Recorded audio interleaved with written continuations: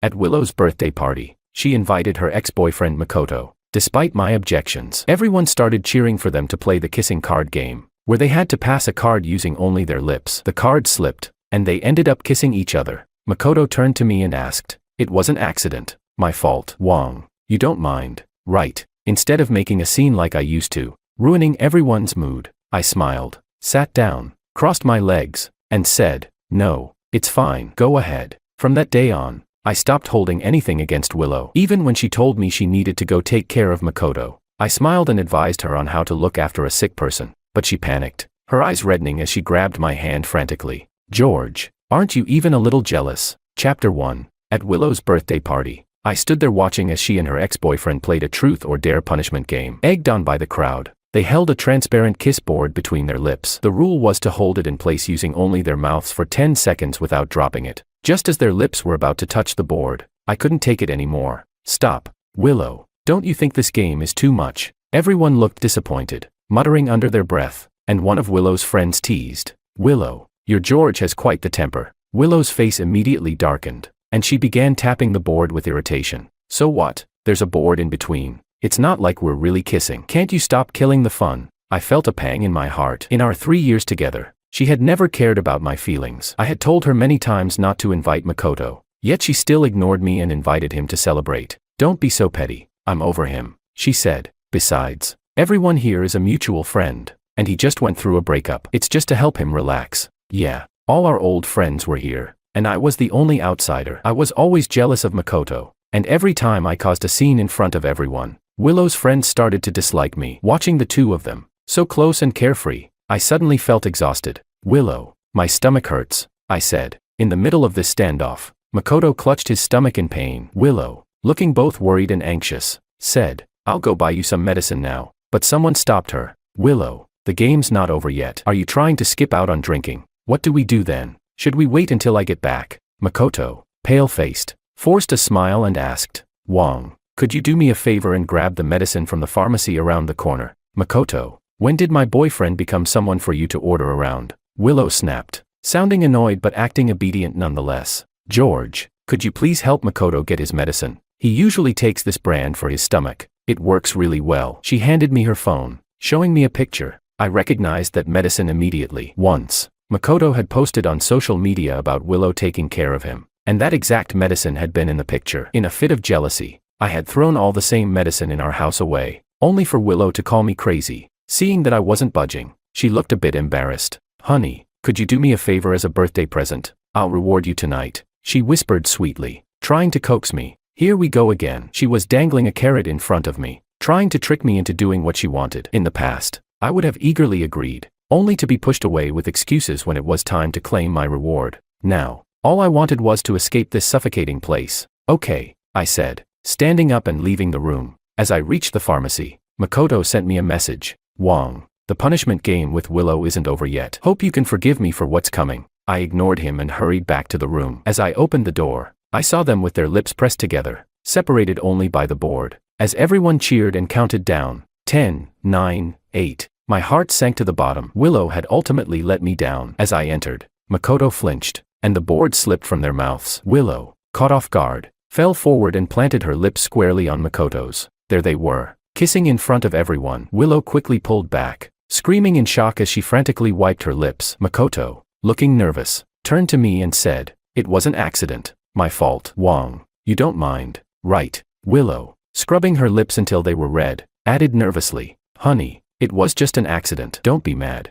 I calmly sat down, crossed my legs, and smiled. "No, it's fine. Go ahead." Everyone was stunned. In the past, I would have flipped the table and caused a scene. Willow would have immediately stepped in to criticize me. "It was just a joke. Why are you overreacting? You're embarrassing us." And Makoto would have played the good guy. "Come on, Wang. He's just too protective of you. Listen to me. Don't argue." Then Willow would scold me. "Look how considerate he is. Can't you be more mature?" I was always made out to be the bad guy, while Makoto always came out looking good. Today, I didn't cause a scene. I silently took a sip of tea. Willow looked uneasy. She came over to me, asking if I wasn't feeling well. "Where's the medicine?" "I didn't buy it. He seems fine, able to play games." "I don't think he needs it," I said flatly. Willow's face flashed with anger. This was the first time I hadn't met her demands. "Let's keep playing," She glared at me before turning to Makoto to urge him on. Makoto glanced at me, then smiled and suggested, maybe we should stop. I waved dismissively. No need to worry about me. You two go ahead. Everyone cheered, praising how understanding I was. Willow's face, however, grew darker. For the rest of the games, Willow was even more enthusiastic in interacting with Makoto, sharing a finger biscuit, pinching each other's noses, and finally, they even toasted together with crossed arms. I wasn't angry at all. In fact, I felt sleepy. It was late, and all I wanted was to go home and sleep. Everyone had a great time, but Willow's face didn't look so good. I checked my watch. It was already 11:30. How about we call it a night? I want to go home and rest, I said. Everyone was surprised, and Willow's face showed a fleeting trace of relief, though it quickly disappeared, replaced by her usual frown. We were all having fun, and we were planning to head to a bar to keep the party going. Don't spoil the mood. I was confused and shook my head.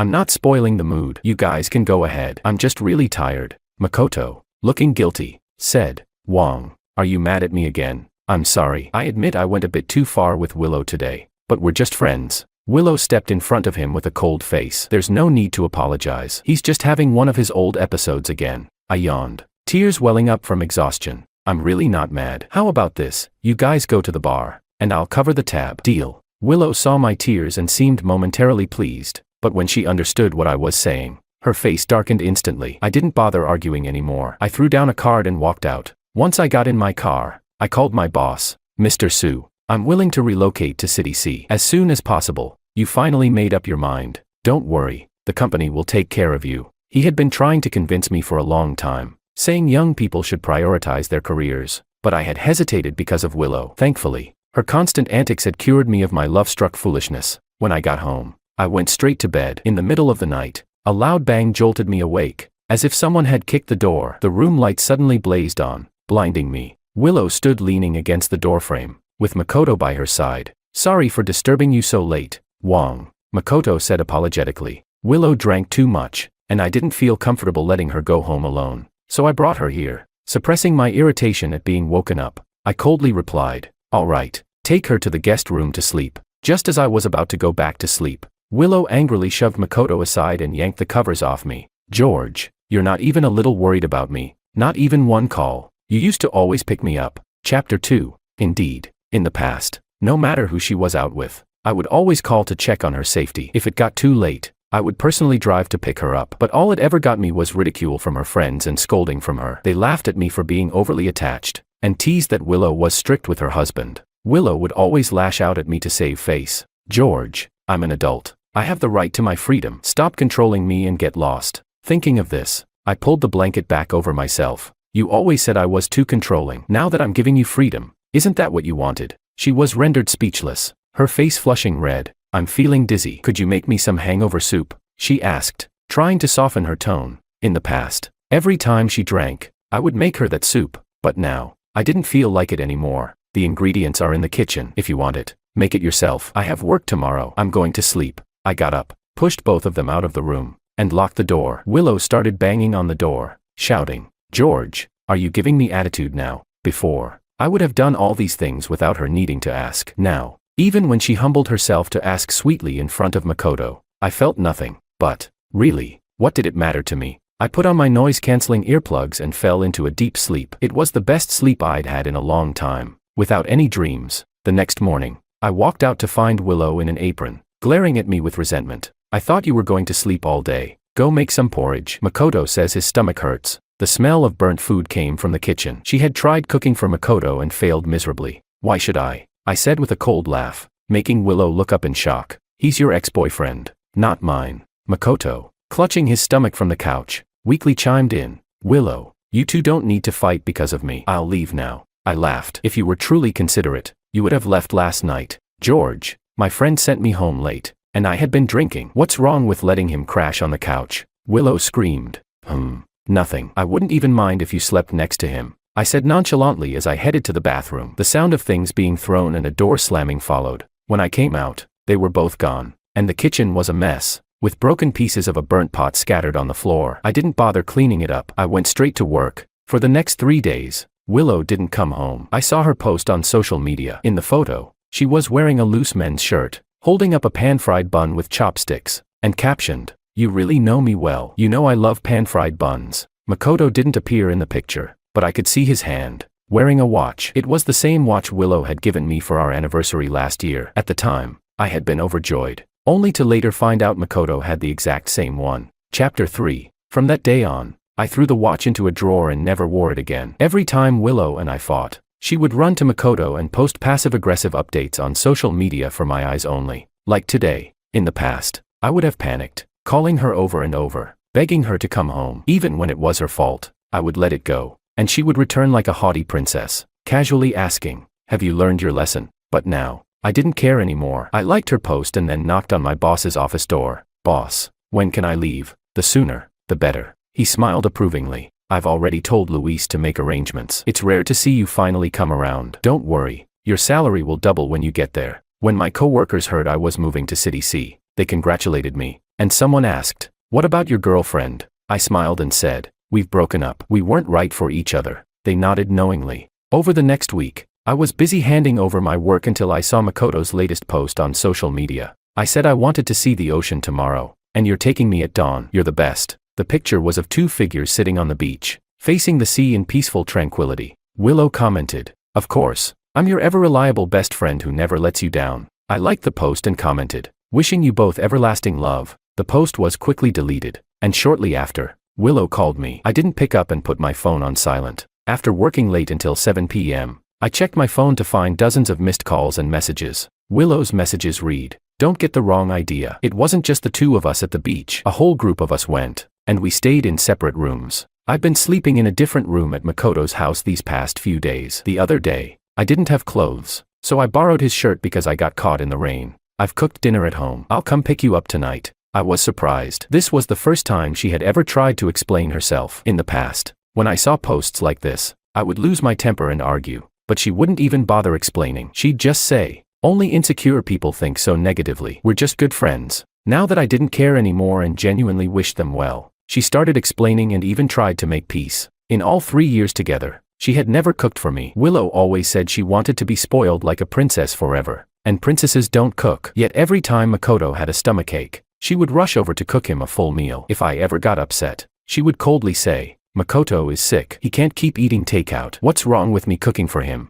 And if I protested, she would add, "If you feel it's unfair, stop cooking. I can eat takeout forever." I would always give in because I didn't want her eating unhealthy food. Looking back, I can't believe how foolishly in love I was. Thankfully, I've finally woken up. "Okay," I replied to her last message. I figured it was time to tell her in person that it was over. When I got downstairs, Willow was waiting by the car, waving at me. Before I could walk over, she ran up to me, linking her arm with mine. "Working overtime is tough. I made your favorite sweet and sour ribs and braised shrimp." For a moment, I was shocked. Was this really Willow? She had actually cooked for me and even came to pick me up from work. "George, why have you been ignoring me for so long?" Willow's eyes reddened as she spoke, clearly hurt. I gently pulled my arm free, pausing for a moment before replying. "Because you always complained that I was too controlling, that you didn't have enough freedom. I thought giving you more space was what you wanted." She bit her lip, looking guilty. "I only just realized over the past few days that I've gotten used to you caring for me, to having you around. Even though I was with them, I kept thinking about you. That's why I came back early. Cooking is really tiring, but I'll do it more often for you." "Okay." I stayed silent, meeting her hopeful gaze. "In the future, we won't have that chance," I finally said. Her expression changed. "What do you mean?" Before I could answer, her phone rang. "Willow, I'm at the airport, and my stomach hurts." It was Makoto again. Willow reacted instinctively, tensing up with worry. "Makoto, ask someone there for some hot water." "I'll be right there." She hung up and looked at me apologetically. "I'm sorry. Makoto isn't feeling well. I need to go pick him up." I nodded. "I understand. Go ahead." I left some stomach medicine and a thermos in the car. "You can go to my office and fill it with hot water. There might not be any pharmacies near the airport," I added, smiling as I gave her detailed instructions for taking care of a sick person. "Remember, people with stomach issues shouldn't just drink porridge. Toast is actually better for them." Willow's eyes reddened. "George, why are you suddenly saying all this?" I smiled. "Because you've gotten so used to me taking care of you. I'm guessing you wouldn't know how to care for someone else. Go on. Makoto's waiting for you at the airport." She looked panicked, clutching my hand desperately like a madwoman. "George, are you not jealous at all?" I sighed. But before I could respond, my coworker approached us. "Wang, I've been looking everywhere for you." "Oh, is this your girlfriend?" he asked, glancing at Willow with a friendly smile. Nice to meet you, ma'am. Wang here told us you two had broken up, but clearly that's not true. You're such a supportive girlfriend. Letting him move to City C for work. Impressive. My coworker's bluntness hit Willow like a freight train. Her expression changed instantly. What did you say? George is moving to City C. Her body trembled as her nails dug deep into my arm, leaving marks. I frowned and pulled my arm free, speaking calmly. Yes, I made the decision 2 weeks ago, on your birthday. Let's break up.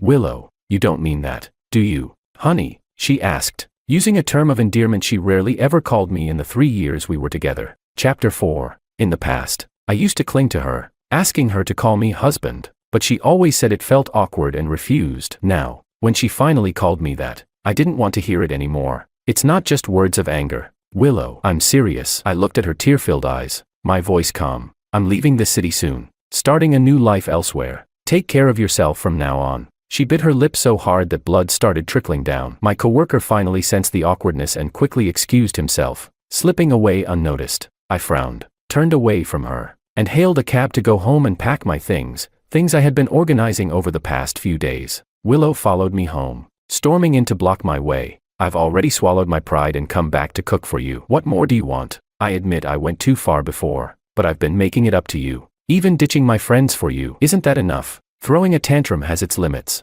and now you're pulling this act just to fool me. Her bloodshot eyes glared at me, convinced I was just acting out of spite. I'm giving you one last chance. As long as you don't say the words break up, I'll promise not to see Makoto again. I chuckled and shook my head. It's too late for that. Willow, I don't love you anymore. Her face turned pale as she desperately searched my eyes for something, anything. I don't believe you. I won't agree to breaking up. Her phone rang again, and Makoto's weak voice came through. Willow, where are you? I feel awful. Please hurry. Makoto, I can't make it. You should ask the airport staff for help, or call an ambulance. Willow hung up the phone with a hard look on her face. I was surprised. This was the first time she had ever refused a request from Makoto. He's a grown man. He can take care of himself. I can't always be there for him, she explained to me. I couldn't help but laugh at the absurdity. How ironic. In the past, during holidays or special occasions, whenever Makoto called, Willow would drop everything to go see him. Back then, she would scold me, saying, Makoto is all alone, and it's my responsibility as his friend to take care of him.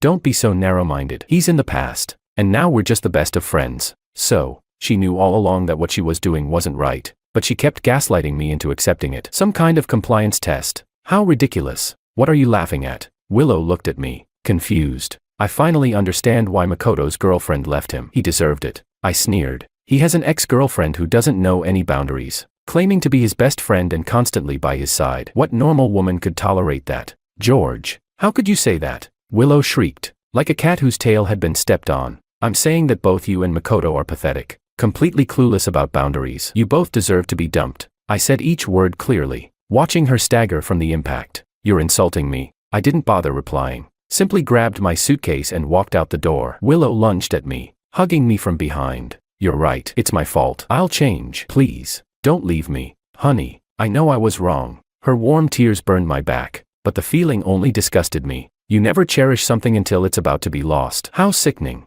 Don't call me honey anymore. Let go, I said coldly. No, I won't let you go. Willow began to act like a spoiled child, refusing to let me leave. I pried her arms off and walked away without looking back. Behind me, I could hear her heart-wrenching screams. Sigh. I had hoped for an amicable breakup, but it didn't turn out that way. I guess I can't pretend to be a saint and just brush off the people who hurt me with a smile. With a heavy sigh, I dragged my suitcase back to the office. There was still a week before I had to leave the province, so I temporarily stayed at a hotel near the office. For the next 2 days, Willow kept bombarding me with calls and messages, apologies, reminiscing about the past, begging for forgiveness. I was so irritated that I blocked her on everything. Looking out at the rain outside my window, I felt a wave of relief wash over me. Wang, there's someone downstairs asking for you. My coworker called me down, and I found Willow standing there, hugging herself. It was early autumn, and she had been caught in the rain, soaked through and shivering. When she saw me, her eyes lit up, and she hurried over to hug me. I stepped back a few paces and frowned. What are you doing here? Please, honey, stop being like this. Let's go home. Okay, she pleaded, her eyes red and puffy, likely from days of not sleeping well. I'm not going back. That house belongs to you. We've already broken up, so there's no reason for me to live there anymore. I replied indifferently. I know you're angry because I didn't know my boundaries before, And because I brought Makoto to my birthday party and played games with him. I've reflected on it deeply and promise I'll never do it again. I've already told Makoto not to contact me unless it's important. Please, forgive me, she begged, a glimmer of hope in her eyes. I said nothing, and she continued.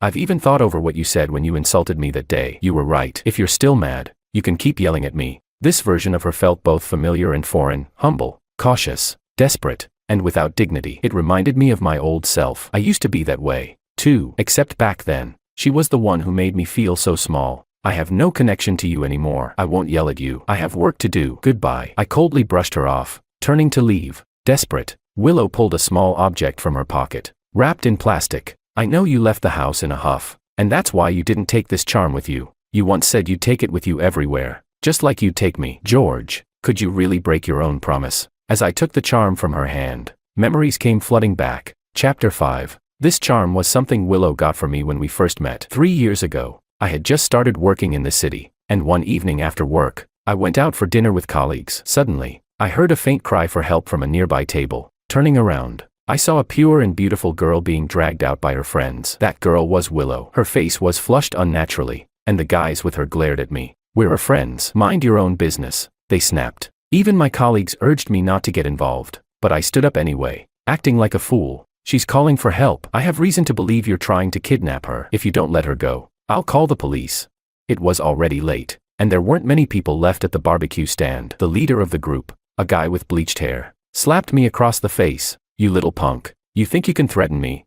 That night, I got beaten up by several of them until my colleagues called the police. At the station, I found out that Willow didn't actually know those guys. She had been heartbroken and went out drinking by herself, but suddenly started feeling dizzy, and those guys took advantage of the situation. The police warned her, "Young lady, don't go drinking alone again. You could have been drugged." The officers told me I had saved her from something terrible, as those thugs had a notorious reputation and had caused trouble before. They knew how to fight just enough to hurt me without leaving any serious injuries. Willow cried and thanked me for saving her, promising to take care of my wounds until I healed. That's how we met. Afterward, she went to a temple and got me a charm, telling me to keep it on me for protection. When we got together, I cherished that charm, always keeping it close to me. Carrying this is like carrying you. It protects me, and I'll protect you for life. Okay, I once vowed to her, but after deciding to break up, I no longer wanted to carry it. Willow, I wasn't the one who broke the promise. I sighed, reminding her, you were the one who asked to be with me in the first place. You said you liked me because I made you feel safe, but later on, you found me annoying, and you deliberately avoided me to spend time with Makoto instead. You're the one who wore down my love, little by little. You can't blame anyone else. Willow bit her lip so hard her whole body trembled. Before I could say anything more, her eyes rolled back, and she fainted on the ground. I had no choice but to carry her to the couch in the lobby and borrow a thermometer from the front desk. As I suspected, she had a high fever. Completely drenched, she curled up in her sleep, her face twisted in pain. It struck me then that, in the past, she never had to get caught in the rain. Whenever it rained, no matter where she was, I would call her immediately to ask if she needed an umbrella or a ride home. But she always responded with cold indifference. I'm an adult. I know how to avoid the rain. If I don't have an umbrella, I can buy one. Can you stop bothering me?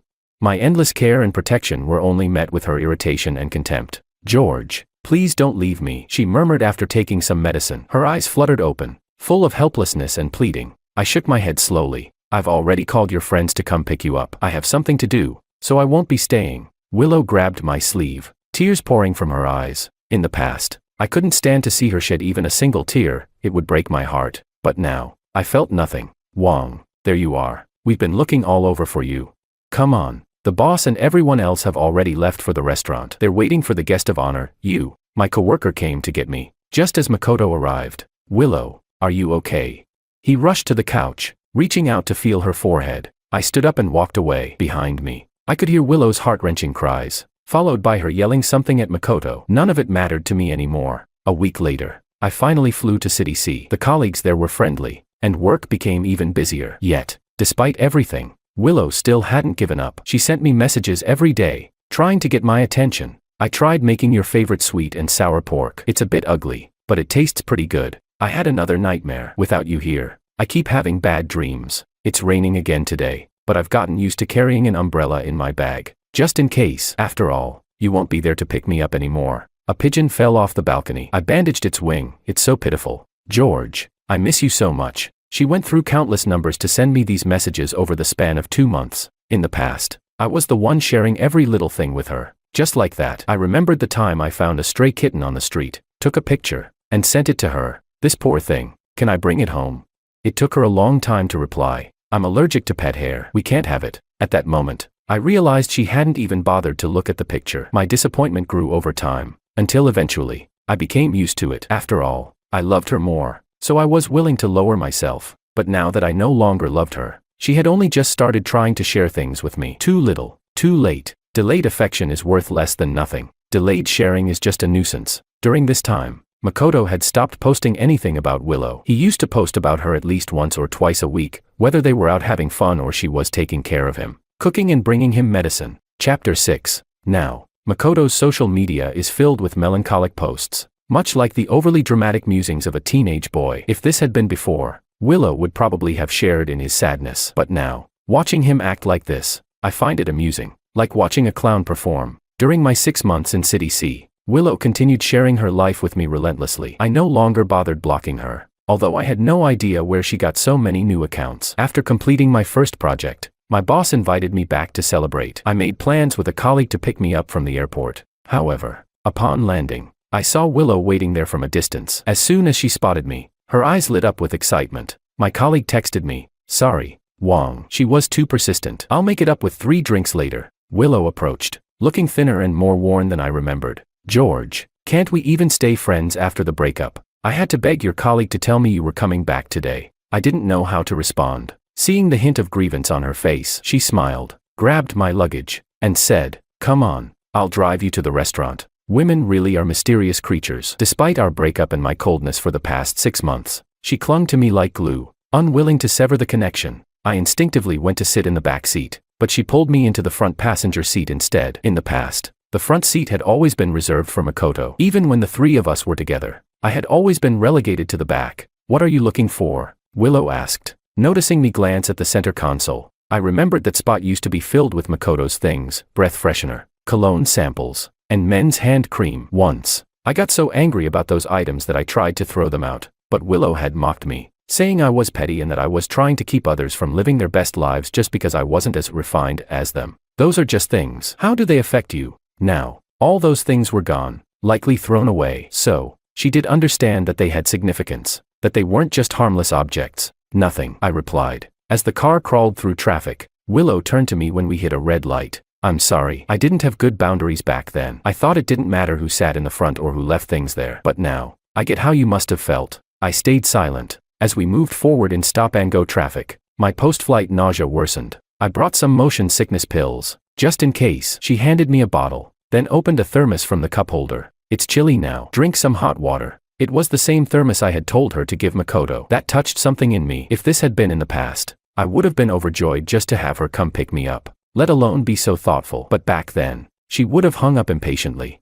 telling me she was too busy, and that I should take a cab home. As for motion sickness pills, I'd only ever seen her prepare them for Makoto, even though I suffered from motion sickness, too. On that winding mountain road trip, Willow had given the only pill to Makoto, saying, "Makoto's stomach isn't good. If he throws up, it'll be really bad for him. You can hold on a bit longer." Right. I didn't even know you get car sick. I had clung to the side of a tree, vomiting bitter bile as the stomach acid burned my throat. But Willow had known about my motion sickness. She just hadn't cared. I remembered when we first started dating. I went with her to the amusement park and threw up terribly after riding the pirate ship. She had been so concerned back then. "Why didn't you tell me you get motion sickness?" "Silly. I wouldn't have forced you to ride it." I had laughed it off, telling her I had taken medicine beforehand but miscalculated the dosage. She had cried, hugging me and saying, "George, you're so good to me." But later, after Makoto appeared, she gradually forgot these things. Now, after our breakup, it seemed she had remembered them again. When we arrived at the restaurant, I hesitated. She smiled at me and said, "Go ahead. Don't drink too much." I nodded and went inside. By the time the dinner ended, it was already 11:30 p.m. Stepping out, I was surprised to find Willow still waiting by the roadside. When she saw me, she got out of the car and handed me a hangover remedy. "Drink this. It'll help you feel better." I was puzzled by her change. Why had she become like this? It was as if we had never broken up, only that our roles had been reversed. Now, she was the one being clingy and attentive. "Willow, you don't need to do this. We're already," I started, but she cut me off before I could say broken up. Can't I just do this as a friend? Her eyes were red, her nose pink, and she sneezed. She had probably been sitting in the cold car all evening, unable to start the engine and stay warm. George, I never knew how hard it was to wait until now. Once inside the car, she looked at me with sad, pleading eyes. Yes, I remembered how I used to wait for her all the time, like the time it snowed, and she dragged me to karaoke with her friends. They had all egged her and Makoto on to sing a duet. I couldn't stand the atmosphere and went outside for some air. I sat outside for half an hour, but she never came to check on me. Out of stubbornness, I stayed outside for another hour. It wasn't until Willow came out to use the bathroom that she saw me sitting there like an idiot. I had been waiting for almost 2 hours. The wind that night was freezing, and the snow had soaked my clothes. I caught a fever. Are you stupid? Why didn't you say something? Serves you right for getting sick, she had scolded, showing no concern, only irritation. I'm sorry, I was so immature back then, letting you sit out in the cold and watch the snow like that, Willow said softly now, her apology finally circling back to hit her. It's fine, it's all in the past. I didn't ask you to wait for me today, so don't blame me if you get sick. My tone was calm, but she froze at my words. All I had done was return the words she had once thrown at me. The difference was that back then, I would have been soothed by her simple apology. Now, it was impossible. We drove in silence. Willow's eyes were red, and she kept glancing at me. When we reached the hotel parking lot, her phone rang. Willow, I miss you. Can you come see me? It was Makoto. Of course. Willow furrowed her brow, about to respond when she sneezed again. You're sick. Where are you? I'll bring you some medicine, she said. I opened the car door, laughing quietly to myself. Seems like you're not lacking in people who care about you. I'll get off here. From the other end of the phone, Makoto had clearly heard my voice and shouted. Of course, you don't care about Willow, but I do. You should stay away from her and stop making her miserable. I had nothing left to say, so I grabbed my suitcase and left. No matter how much Willow called after me, I didn't look back. Her voice faded into the wind. That night, Makoto smugly posted on social media. Longing does get a response, you finally came to see me. I chuckled to myself and tossed my phone aside before heading to the bathroom. When I came back out, I had a few missed calls. I only went to see Makoto to make things clear. I told him I don't want to be friends anymore. From now on, we're done. Don't misunderstand. His post was just him being presumptuous. I made him delete it. Sure enough, Makoto's post had already disappeared, but I could only laugh. In the past, every time Makoto dragged Willow away from me, he would post about how their friendship was worth celebrating. No matter how upset I got, Willow would coldly tell me, we're just friends. Why do you care so much about these trivial things? What? Am I supposed to control what my friends post? Don't be ridiculous. Her scolding words were still fresh in my memory, but now she seemed to understand. It was these so-called trivial things that had slowly eroded my love for her. Your friend can post whatever he wants. Freedom of speech. Freedom of choice. I replied with just that one sentence. Chapter 7. Like a boomerang striking her right between the eyes, Willow finally broke down. She sent me voice messages, crying. I was wrong. I truly know I was wrong now. When he tried to drive a wedge between us, I finally felt the pain you must have felt back then. It's my fault. I didn't stop him when I should have. Instead, I fueled his arrogance, belittled and criticized you. I was the one who pushed you away. I'm so sorry, George. Listening to her tearful voice, I felt nothing. If she had realized this earlier, maybe things would have been different. But now, it didn't matter anymore. I turned off my phone, ignored her, and slept soundly through the night. The next morning, I packed my bags and went down to the hotel lobby. It was already 10 a.m. As I pulled out my phone to call a cab, I heard Willow's voice. I'll take you to the airport. She was curled up on the lobby sofa, dark circles under her eyes even more prominent. I realized she must have returned after cutting ties with Makoto and waited for me all night. There's no need. You didn't rest, so you shouldn't drive, I said calmly, dragging my suitcase toward the exit. Willow rushed after me, blocking my path, her eyes red and swollen. It was on my birthday, wasn't it? I didn't quite understand what she meant. She struggled to speak, her voice hoarse. That day, I ignored all your objections and insisted on inviting Makoto to the party. Then, during the games, I intentionally got too close to him to provoke you. But you didn't get angry anymore. You even encouraged me to stay with them while you left alone. Was that when you started to give up on me?